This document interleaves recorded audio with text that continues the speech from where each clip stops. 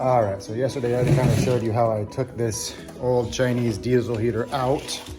So what I used to use to heat the van, obviously, that's the intake, that's the exhaust, this is the fuel line that comes in to supply it all.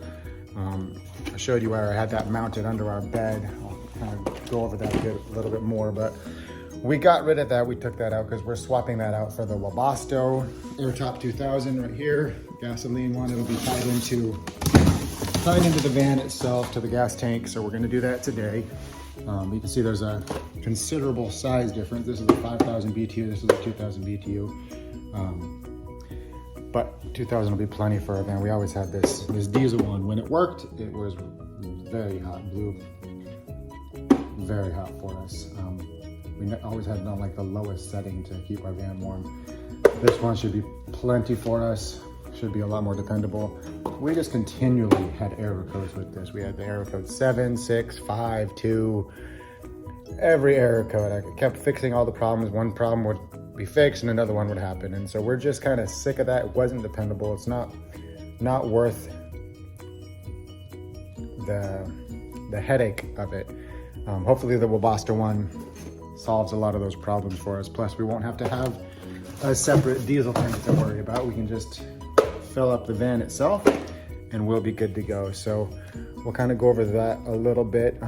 But if I were to give anybody some advice right now, it would be just get a higher quality unit if you want to have peace of mind, hopefully. And that's me, my fingers crossed. Hopefully WEBASTO seems to have a good name of being reliable and dependable. So hopefully it works out well for us. So that's what we're taking care of right now. And I'll kind of show you a little bit of that. Well, back for some more fun. I've already taken out the water heater right here. I'm actually going to take this whole wall out, taking down this diesel tank. We are going to replace our current Chinese diesel heater with a WEBASTO gas heater that's going to be tied into the tank of the car. So right now I'm going to dismantle a bit of the back garage of the van. Like I said, I already got the water heater out. I'm gonna have to take these out so I can get this wall down, so I can get the internal gas line taken out, the pump out. Got a bit of work ahead of me to get that heater switched over, so I'll show you some progress. All right, so now we've taken out the water heater. We've disconnected our diesel heater that was in there. That's the exhaust tube right there. That's the air intake tube right there. That's our water drain for our AC unit. Now I'm gonna now I'm going to take these floor panels off, fix this one that got ruined, put some more wood bracing underneath this floor so that it's a little bit stronger, because we're gonna put some big, heavy, like 500-pound drawer slides on this, so there'll be a lot of weight back here, so we're gonna give it a little more support. Put it all back together and get the new WEBASTO stove installed. Well, I forgot to show you when I had it all torn out, but I put in a nice support piece here and another one right between this attachment spot, and then I'm going to tie in their drawers to the back wall right there. We'll just kind of zoom out. So we have a solid wood going across there, solid wood going across here. We'll tie into the back wall when we do our drawers, so they'll kind of be able to cantilever out and have lots of support. So that's another thing that we took care of today. So I'm about to install the heater. I've put some muffler and tailpipe sealant in, kind of putting that all around it, because the pipe that I'm actually using, the muffler extension pipe that I'm using, because the way I have my stuff routed, it's much longer than what comes with these. It isn't a super tight fit on this. It's tight enough, but the muffler sealant is just going to go in there and help seal it 100%, so we're not going to have any leakage. So anyways, just thought I'd show that. We're using some sealant, have it in there, and I have it in there, so it will kind of just seal up that exhaust nicely for us. Okay, another little update on the heater here. So I have the wiring all connected. There's all the leftover wire coiled up in there. They had a whole heap of extra wire. But now the gas line and the line to the pump are running right here. Those are going to be running right along here. They're joining in with this. I'm going to run them into the wall right there and down through the van right there in the side panel and come out through the bottom. I have already found a nice little hole for those to come out. We'll get that run and go from there. And there's the hole we have drilled through.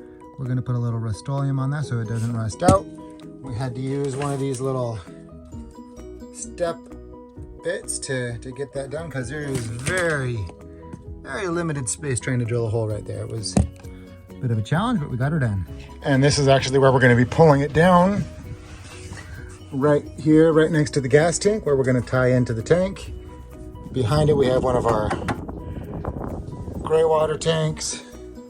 In front of that, we have our cruising comfort dual radiator for our AC. And so right back here, right in front of the back wheels, we're gonna be pulling out the wiring and the gas supply. Now I will say this was a little tricky to fish through and have poke out the top up back there. What I did is I put my flashlight up top there so I could peek through this hole and see where the hole was. It actually ends up coming up right about there through the van. So I sent this coat hanger through, tied these to it, brought them out. Now I'm gonna pull them out a bit, figure out how far they need to be, attach wire loom on it so it's not gonna be exposed and have any issues with poking a line or messing up the wiring. And then we will get a pump mounted, probably right here. Maybe even to just this little hole right there, that should be sufficient. Mount it there, get our wiring mounted up through here, getting it to here, and should be good to go. And this is what we have done so far for the install. I have the electric line hooked up, the gas line feeder hooked up, just needs to go from the gas intake to the gas tank now, and then this part will be done.